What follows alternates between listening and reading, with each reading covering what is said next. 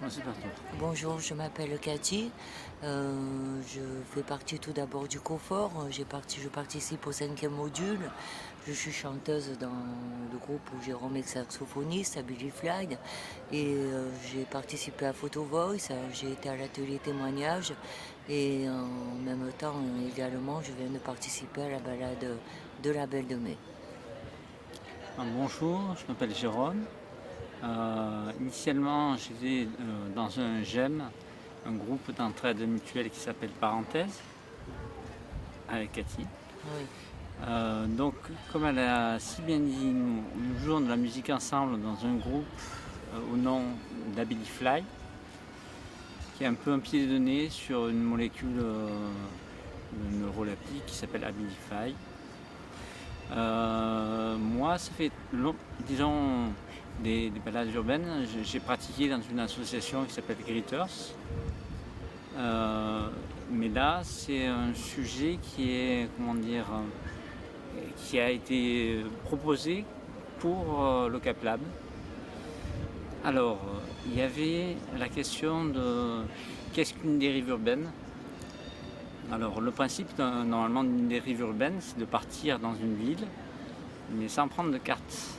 Donc, ce qui fait qu'on se perd dans la ville, on découvre des choses qu'on n'aurait pas découvert avec une carte, style des lieux trop touristiques. Et là, donc, on est parti un peu à la dérive en essayant de comprendre, puisque le sujet était un peu de parler C'était la balade des femmes. Donc, oui, balade des femmes. Mais en fait, c'est ce qu'on voulait faire, c'est qu'elle soit participative. Dans le sens, c'est pas un guide qui a toute la connaissance et qui la propose aux personnes qui suivent la balade. Donc voilà. Donc là, et par rapport au pas de côté, c'est parce que j'avais précédemment proposé une balade une fois de la Belle de Mai qui partait donc de la Seita et qui allait jusqu'au comptoir de la Victorine. Mais là, c'était d'essayer de comprendre un peu comment les femmes à différentes époques se sont accaparées le quartier. Se sont accaparées donc soit les espaces publics ou des espaces de travail.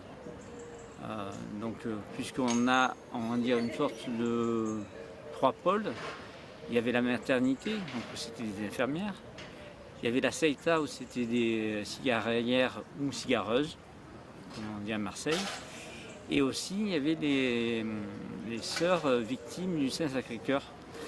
Donc ça fait... et ce que je voulais en plus rajouter, c'est un peu des femmes, on va dire, actuelles, qui vivent à la Belle de Mai, qui résident, et qui s'impliquent dans souvent des associations, comme le CHO3, donc c'est le collectif des habitantes et habitants organisés du 3e arrondissement.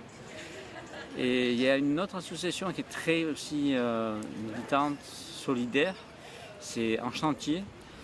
Et En Chantier, pour ceux qui connaissent, c'est ceux qui... donc il y a la cantine du midi et la drogueria qui est en fait une sorte d'espace d'épicerie solidaire où les personnes travaillent, on va dire, quelques heures et sont rémunérées avec un panier. Chose qui est assez rare. Voilà. cette balade, moi-même, je ne l'ai pas construite. J'y ai participé ce jour et je peux dire qu'elle a permis un regard différent concernant déjà l'architecture. C'est voir les choses sous un autre œil, si je puis me permettre. Et sinon, la connaissance de ce rôle des femmes à une certaine époque nous a permis de voir l'évolution qu'il y a pu y avoir au travers des différentes années.